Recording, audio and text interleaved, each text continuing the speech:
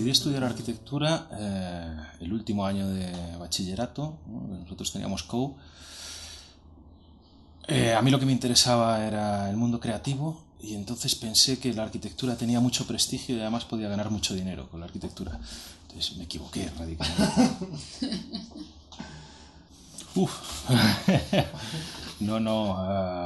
Muy poco como arquitecto. Es decir, yo podría hablar de lo que he vivido, ¿no? Pero no tanto de lo que atesoro como arquitecto, que eso sería tan pretencioso como contradecir esta bonita reflexión de Borges, ¿no? Aunque yo tampoco presumo de lo que he leído, porque eso también parece un poco petulante, pero sí me gusta recordar lo que he vivido, ¿no?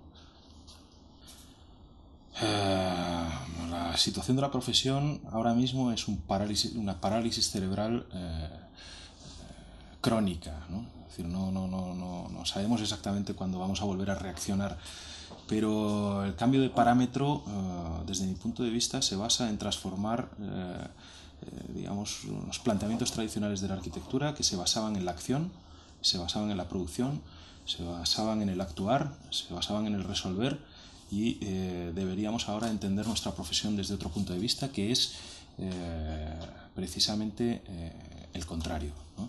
Es decir, el de observar para tomar la decisión sobre cuándo no actuar.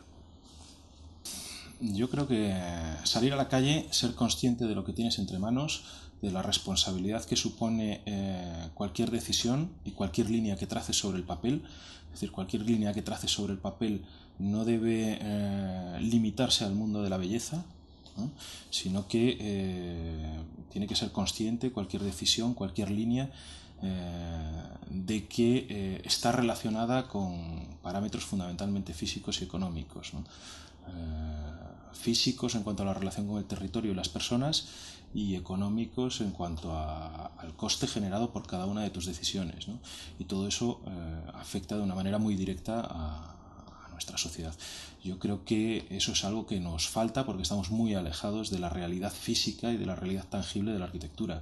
Estamos hablando siempre de ideas y deberíamos de hablar más de materiales y de construcción y de lugares, y para eso hay que salir de las escuelas inevitablemente y de olvidarnos un poco del dibujo. Bueno, esto es un tema complicado. La Escuela de Madrid, tal y como la entendemos, es una escuela de arquitectos que entendieron el monasterio del Escorial como referente, y estamos hablando de arquitectos que trabajaron en torno a la mitad del siglo pasado, ¿no? Como Escuela de Madrid. ¿Podríamos entender que sigue existiendo una Escuela de Madrid? Bueno, yo no estoy tan seguro. Lo que sí podemos, al menos desde el punto de vista formal, ni siquiera, o desde el punto de vista material, ¿no? Es decir, la antigua Escuela de Madrid estaba asociada a líneas puras, a geometrías digamos básicas, ¿no? casi platónicas, y a la utilización de determinados materiales como el granito o como el ladrillo en este caso, ¿no? Mientras que si pudiéramos encontrar, o si buscáramos un hilo conductor de la arquitectura madrileña actualmente, habría que encontrarla desde el punto de vista de la formación, como herederos de aquellos maestros. Y creo que trasladaríamos lo físico, es decir, lo material y lo geométrico, a términos más conceptuales, ¿no? Probablemente podríamos estar hablando de, siempre con excepciones, por supuesto con excepciones, y cada vez con más excepciones, lo que enriquece muchísimo el panorama de la arquitectura madrileña, pero podríamos estar hablando digamos, conceptos, ¿no? de temas más conceptuales, como el compromiso, como la contención, como la oportunidad, como el orden, ¿no? Y este tipo de cuestiones que sí podría unir una manera de pensar en torno a una formación procedente de Madrid, ¿no? más que de otros lugares. Para Madrid, bueno, pues probablemente permitir una colonización de los espacios existentes más libre. Es decir, una ruptura de candados, y que podamos aprovechar esos espacios y darles un sentido, ¿no? Un sentido para los ciudadanos de Madrid. Es decir, todos esos espacios que ahora mismo están en disposición de los bancos y del ayuntamiento, en este caso de la Comunidad de Madrid, que necesitan un proceso muy farragoso de desafectación, es decir, de podérselos ofrecer de nuevo a la sociedad. Quizás nuestro trabajo como arquitectos es intentar promover la liberación de esos espacios. Yo creo que favorece a la profesión, porque eso quiere decir que hay mucha gente interesada en la arquitectura. Yo siempre he creído en la competencia y desde el partiendo de la inmigración, y de la masificación de las profesiones. Es decir, al final cada uno tiene que ser consecuente con lo que hace, independientemente del número de profesionales con los que esté trabajando, ¿no? Al lado. Es decir, no se trata de ser el mejor, se trata de hacerlo bien. Es decir, no es un problema competitivo, es más un problema relacionado con la ética, que ya hemos comentado antes. Natural, normal, sin imposturas, ¿no? Es decir, el otro día estaba en un congreso y un filósofo que era el director de ese congreso coincidió conmigo en la vuelta en tren, ¿no? Y él no abrió la boca, era digamos, un coordinador de las jornadas, ¿no? Y claro, como filósofo y personaje preparado en cuanto a pensamiento, se confesó en el tren, ¿no? Diciendo, pero bueno, ¿cómo podéis hablar tanto de filosofía si no tenéis ni puta idea los arquitectos, ¿no? Además, es que estoy un poco estomagado de tanto arquitecto. Es que parece que viene un arquitecto y hay que decir, ¡ah, apartaros que viene un arquitecto!, ¿no? Y pues esa sensación que probablemente la gente de la calle tenga sobre nosotros es la que deberíamos suavizar, ¿no? Suavizar siendo más normales. Pero siendo más normales porque solo hablamos para nosotros, con nosotros y para nosotros, ¿no? Entonces deberíamos de relacionarnos más con el objeto de nuestro trabajo, que es precisamente la gente que no es arquitecto. Digamos que son las tres patas de una misma mesa, ¿no? Es decir, esto parece una perogrullada o es un tópico, pero es cierto. Es decir, lo que se aprende como editor o crítico de arquitectura después se vuelca sobre el trabajo. Es decir, la transmisión en las dos direcciones que se puede producir con un alumno después se recupera para tu trabajo como arquitecto, y tu trabajo como arquitecto digamos, se pone encima de la mesa, encima de las aulas, y lo transmites a los alumnos. Es decir, que se producen unas sinergias en todas las direcciones. Es decir, es enriquecedor porque viajas, ves y opinas con libertad. Después en las aulas lo puedes transmitir con sinceridad, y en tu trabajo si todo esto, digamos que lo has entendido en la dirección adecuada, pues seguro que es positivo. Los concursos de arquitectura son un mal endémico de nuestra profesión. Son nuestra propia tumba. Es decir, no parece razonable que 200 equipos de arquitectos estén trabajando durante 2 meses invirtiendo miles de euros en cada concurso y gran cantidad de esfuerzo que después queda aparcado y tirado a la basura, ¿no? Porque el sistema no funciona, y además con un sistema de valoración sobre los proyectos que se basa única y exclusivamente en lo atractivo de los paneles, ¿no?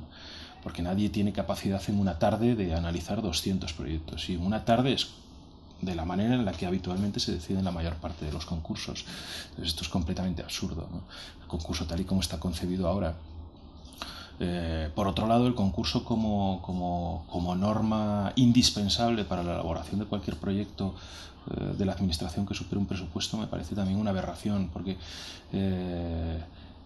la existencia del concurso es sana siempre que esté bien conducida, pero la confianza en la trayectoria y en demostraciones anteriores también debería de existir. Al final los arquitectos tienen que estar demostrando todos los días su capacidad y su valor, ¿no? Cada vez que se levantan, y en muchas ocasiones un arquitecto que ya ha demostrado una capacidad o un cierto valor a la hora de hacer las cosas debería de ser recompensado de alguna manera. Esta es una profesión tremendamente injusta que que no existe en ninguna otra profesión que yo conozca. Un médico con una larga trayectoria y con un prestigio tiene su consulta llena, ¿no? O trabaja en 5 hospitales y está siempre cargado de trabajo porque es bueno y porque así ha sido reconocido por parte de su gremio y por sus propios clientes o pacientes, ¿no? En el caso de la arquitectura esto no sucede, ¿no? De cuántos arquitectos yo me he encontrado a partir de 60 años con una mano delante y otra detrás, que han hecho grandes obras de arquitectura y que han sido referentes de su momento, ¿no? Esto no tiene ningún sentido. Evidentemente nos lo hemos ganado a pulso. Nos lo hemos ganado a pulso. Primero porque hemos hecho malísimas obras de arquitectura y bueno, es muy normal encontrarte en la mesa de al lado a un arquitecto quejándose de que el cliente no ha entendido su maravillosa solución, ¿no? Yo que había puesto una barandilla de acero inoxidable maravillosa y el cliente me la ha hecho cambiar por una de madera. Es decir, esta especie de incomprensión que existe entre la sociedad y el arquitecto es la raíz del problema. Y estoy absolutamente convencido de que la barandilla de acero inoxidable era una basura. El problema es que él se creía que era la mejor solución porque era la persona autorizada y con la formación suficiente como para decidir sobre qué barandilla tenía que aparecer en ese edificio, ¿no? Esa especie de endiosamiento que tiene que desaparecer de una vez por todas, ¿no? A mí me gustaría o me interesaría seguir aprendiendo de la arquitectura y para eso considero que la única manera que tengo a mi alcance es intentar conseguir que la arquitectura para mí sea un hobby y no una profesión. Y al referirme a que la arquitectura sea un hobby, quiero decir que no necesite vivir de la arquitectura, sino que la arquitectura realmente sea un lugar para explorar, para disfrutar, para poder aprender, ¿no? Y liberarme de la ansiedad económica que la mayor parte de los estudios tienen como una espada de Damocles encima, ¿no? No lo sé. No lo sé quiere decir, desde mi punto de vista, no. Es decir, no tiene ningún sentido tal y como está concebido el Colegio de Arquitectos. Es decir, tener que atravesar un peaje por decreto sin ninguna contrapartida no tiene ningún sentido. Es decir, es una piedra más en el camino en estos momentos. No, yo creo que los planteamientos son exactamente iguales si te enfrentas a un edificio preexistente o si tu trabajo es hacer un edificio de nueva planta o una intervención nueva. Los planteamientos son los mismos, es una actitud ante tu trabajo. Es lo que he tratado de explicar antes. Pues quitándole los apellidos a las cosas. Es decir, el espacio es el espacio, independientemente de si es público o es privado. Y el programa, como ya hemos dicho antes, en la medida en que pierda protagonismo y condicione menos la arquitectura, más libre será esa arquitectura. No la conozco. No la conozco especialmente. Sí sé que nos quieren equiparar a los ingenieros. Bueno, pues al final, si no se valora una trayectoria anterior, es decir, puesto que aquello que comentábamos a través de los concursos, es decir, no tiene ningún sentido que todos podamos trabajar sobre arquitectura, ingenieros, aparejadores, arquitectos, etc. Si se valora una trayectoria posterior, que sean arquitectos todos los que lo demuestren. Ingenieros, arquitectos, aparejadores y fruteros. Me da exactamente lo mismo. Hablábamos antes de la inmigración, de la emigración, hablábamos antes de que había demasiados arquitectos, o muchos o pocos. Ahora estamos hablando de interferencias en competencias entre distintos gremios. Forma parte un poco todo de lo mismo. Al final, si tú eres honesto con lo que haces y el sistema permite que una vez que has hecho algo digno sea reconocido profesionalmente, no importa el número. Pues mi experiencia a la hora de dirigir un estudio de arquitectura es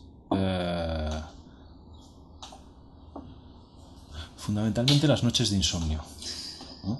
Esas noches de insomnio que te enseñan mucho, ¿no? Porque cuando asumes riesgos normalmente tu sueño se ve afectado, ¿no? Y en qué medida eres capaz de seguir asumiendo riesgos y en qué medida eres capaz de adaptarte a esos insomnios, a esas noches sin dormir. Quiero decir, esa especie de debate entre lo convencional y lo no convencional, entre lo arriesgado y lo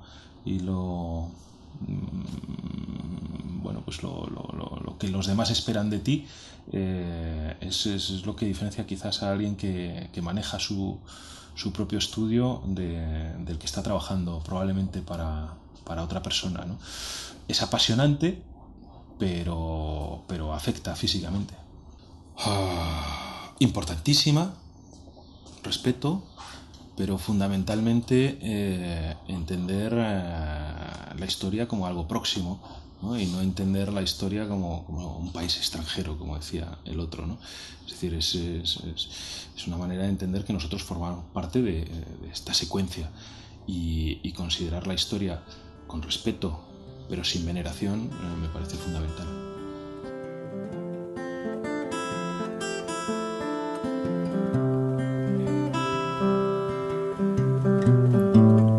All you know is all a lie, all caught up in paradise, running away from everything real, everything that hurts to feel.